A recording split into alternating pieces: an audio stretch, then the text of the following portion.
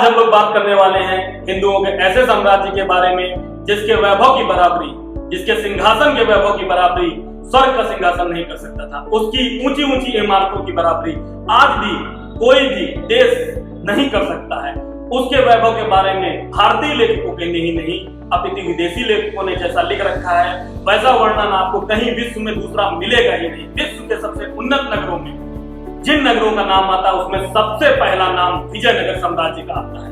उस समय के लेखकों में कुछ लेखकों का नाम मैं आपको बताने जा रहा हूं। आपने वैसे सुन भी रखा हुआ, आप चाहें तो गूगल कर सकते हैं। जैसे ही आप गूगल पे उन लेखकों का नाम टाइप करेंगे आपको विजयनगर साम्राज्य के वैभव के बारे में खुद ब खुद पता चलने लगेगा। उनमें पहले नाम आता है अब्दुल रज़्ज़ाक का, इब्न बतूता का, निकोल पोल्टी का, पोलो का, निकतिन का नाम आता है। इन लोगों ने जो वर्णन किया है वो वर्णन आप सोच भी नहीं सकते कि कैसा वर्णन किया होगा। ये लोग बोलते हैं विजयनगर साम्राज्य के बाजारों में, विजयनगर साम्राज्य के बाजारों में हीरे मोती रत्न पन्ने जवाहरात कैसे बिकते थे। हीरे मोती पन्ने जवाहरात इन नगरों की गलियों में आज जैसे आप सब्जी लेने आते हैं, आप आलू और प्याज लेने आते हैं, उस तरीके से उस समय हीरे मोती पन्ने हीरे जवाहरात तौले जाते थे, तराजू पे तौले आते थे, बोरियों में भर करके हीरे मोती जवाहरात आते थे और विजयनगर साम्राज्य के नगरों की गलियों में बिकते थे।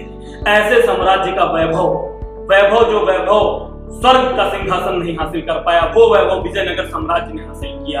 मैं बाबर के बारे में आपको बताना चाहूंगा। बाबर ने अपनी किताब में खुद लिख रखा है कि उसे डर लगता है, तो केवल दो साम्राज्यों से डर लगता है। एक भारत के राणा सांगा का मेवाड़ साम्राज्य और दूसरा विजयनगर साम्राज्य जिसके राजा थे उस समय कृष्णदेव राय। कृष्णदेव राय का नाम आपने कई बार आपने सुन रखा होगा, जिनके मंत्री थे तेनाली रामा। तेनाली रामा की आपने बुद्धिमत्ता की लाखों कहानियां सुन रखी हैं। ऐसे तेनाली रामा की कहानियां विजयनगर साम्राज्य के वैभव को छुपा नहीं पाएंगी, अपितु उसके साम्राज्य के वैभव को और निखार करके लाएंगे। तेनाली रामा को तो हम लोग अब थोड़ी देर में नहीं बता सकते हैं। हम केवल आज बात करेंगे विजयनगर साम्राज्य का वैभव और उसका पतन कैसे हुआ, इस बारे में हम लोग को पूरी बात आज करनी है।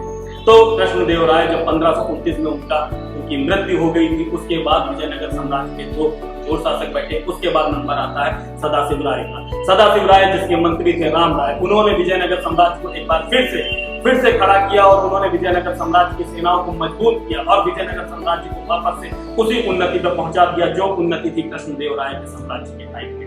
कृष्णदेव राय के बाद में राम राय ने एक ऐसा संघ बनाया जिस संघ ने पूरे भारत में एक तरीके से अपने वैभव की छाप छोड़ दी थी। राम राय के इस बढ़ते हुए शक्ति से दक्कन की चारों मुस्लिम रियासतें घबराने लगी थी। अब आप समझेंगे कि विजयनगर साम्राज्य का पतन कैसे होता है। विजयनगर साम्राज्य जो उस समय पूरे विश्व में सबसे ज्यादा अपने वैभव, अपनी चमक, अपनी दमक के कारण प्रसिद्ध था, उसके ऊपर सभी विश्व की ताकतें नजरें लगाए हुए थी कैसे इस साम्राज्य को लूटा जाए, पर किसी के अंदर इतनी हिम्मत नहीं हो रही थी कि वो इस साम्राज्य को लूट सकती।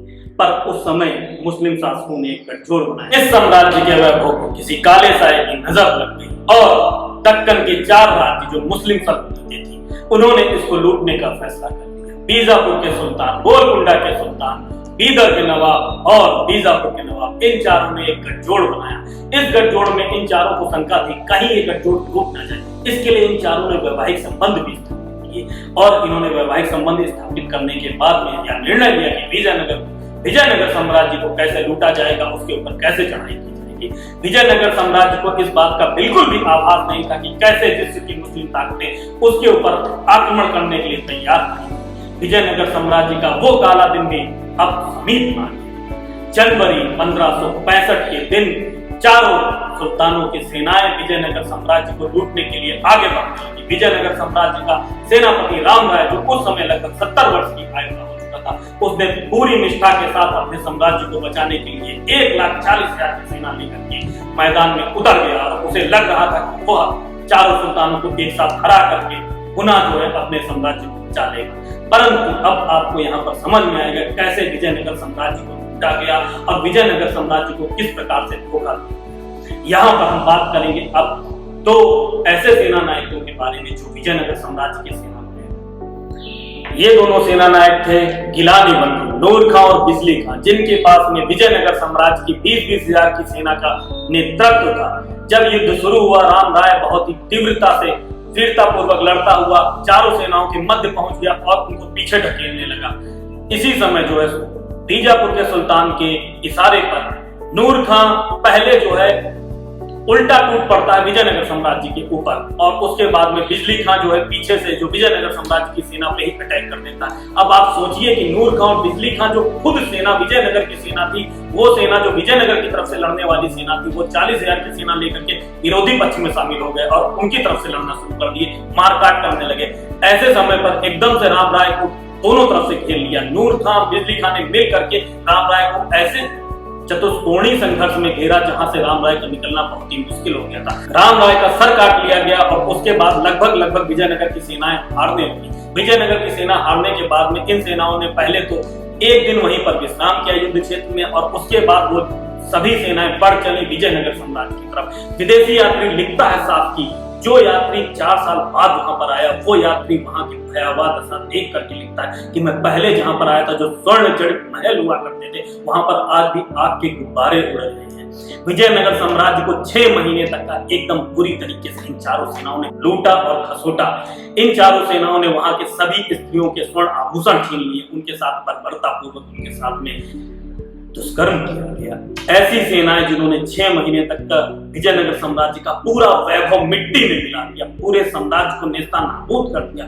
सारे विदेशी यात्री जो यहाँ पर आते थे उन्होंने खुद आश्चर्य से कहा कि जो स्वर्ग के बराबर जिस सिंहासन का वैभव हुआ करता था उसको मिट्टी में कैसे मिला दिया जा सकता है। अब मैं इसी पर पूछना चाहता हूं कर्नाटक वासियों से कि आप जिस हम्पी के अवशेषों को आज भी देखने आते हैं, उस हम्पी को मिट्टी में किसने मिलाया था? वह 4 लोगों का संघ किसका संघ था? आज भी वैसा ही एक बार फिर से संघ बन रहा है दोबारा से। कांग्रेस और 3 अन्य पार्टियों का गठजोड़ हो रहा है। ये गठजोड़ मिलकर के दोबारा से विजयनगर साम्राज्य यानी आपके कर्नाटक साम्राज्य को वैसे ही नेस्तनाबूद कर देंगे। आपके विजयनगर साम्राज्य जैसे उस समय राम राय के रूप में एक सेना नायक लड़ रहा था अकेला इन चारों से, उसी तरीके से आज मोदी जी इन चारों से अकेले लड़ रहे हैं। आप लोग दोबारा से क्या चाहते हैं? तो आप आज के परिप्रेक्ष्य में अगर दोबारा से इसको देखना चाहेंगे तो आप समझ सकते हैं कि किस प्रकार से जैसे पहले 4 लोगों का गठजोड़ था वैसे आज भी 4 लोगों का गठजोड़ है। जैसे पहले 4 लोगों ने मिलकर के विजयनगर साम्राज्य को लूट करके एकदम नेस्तनाबूद कर दिया, वहां से हिंदू साम्राज्य को एकदम मिट्टियां मेट कर दिया था,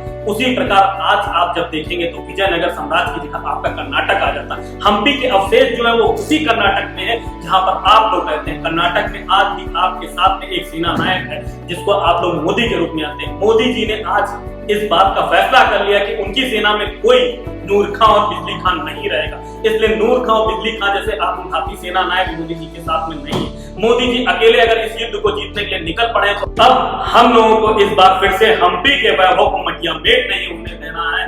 मोदी जी के साथ लग करके इस बार हम लोगों को दोबारा से कर्नाटक के वैभव को बचा के रखना है। इस बार ना नूर खां है ना बिजली खां, इस बार केवल कर्नाटक की जनता है जो मोदी जी का साथ देगी और विजयनगर साम्राज्य के वैभव को बचा करके रखेगी। आपने अगर एक भी गलती कर दी, नूर खां और बिजली खां जैसे लोगों को अगर आपने इस बार चुन लिया तो आप ये मानिए कि दोबारा से विजयनगर साम्राज्य अपने वैभव को नहीं प्राप्त कर पाएगा। ये वही विजयनगर साम्राज्य आज आपका कर्नाटक बन चुका है। कर्नाटक के वैभव को आपको बचाना है, हिंदूवादी ताकतों को आपको मजबूत करना है और आपको ऐसा वोट देना 10 तारीख को जिससे हिंदूवादी सरकारें आपके देश में चल सके। अगर आपने एक भी गलत फैसला किया कि नहीं वहां से तो मेरे चाचा खड़े, वहां से तो मेरे भाई खड़े, वहां से मेरे भतीजे खड़े या वहां से मेरे कोई जानने वाले खड़े, वो तो मेरी जाति का है, वो तो मेरे जाति का आदमी, अगर ऐसे लोगों को आपने वोट दे दिया तो बिल्कुल यकीन मानिए जैसे विजयनगर साम्राज्य का विनाश हुआ था, हम्पी के अवशेष आप देख रहे हैं वैसे ही कर्नाटक का दोबारा से विनाश होगा और अवशेष देखने के लिए आपके कोई भी हिंदू बच्चे बचेंगे नहीं वहां पर। आप बिल्कुल इस चीज को जान चुके हैं कि कैसे इन लोगों ने